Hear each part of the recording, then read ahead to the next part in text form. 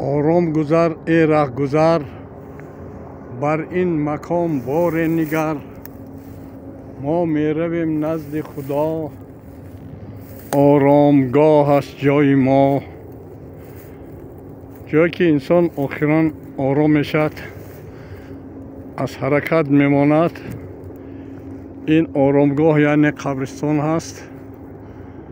حالا ما در آرامگاه طرف سمزواد دیودره، زیاده از 1000 آدم در اینجا دفن شدگی، از آن جمله کودکان یاش از 1 ساله سر کرده تا 90 ساله.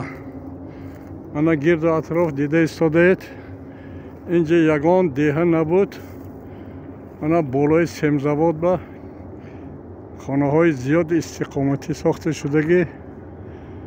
من این سمزواد نوی شهر دوشنبه خیلی آواز بلند دارد، آوازش گوشخراش و مردم تاثیر منفی میرساند.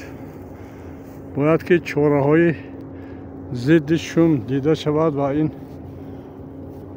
شوم گران و با همه آن آدم هایی که امروز تکبر زیاد دارن، کر و فر دارن، باید همینجا یک زیارت کنن، بینن که آخران جای میرفتگی انسان کجا؟ قبرستان. ای بیخبران، خبر ندارید شما، لج آمده و لج روانید کجا؟ این مال و ملک و زر به کی میماند؟ آخر بروید نزد خدا با یک دعا.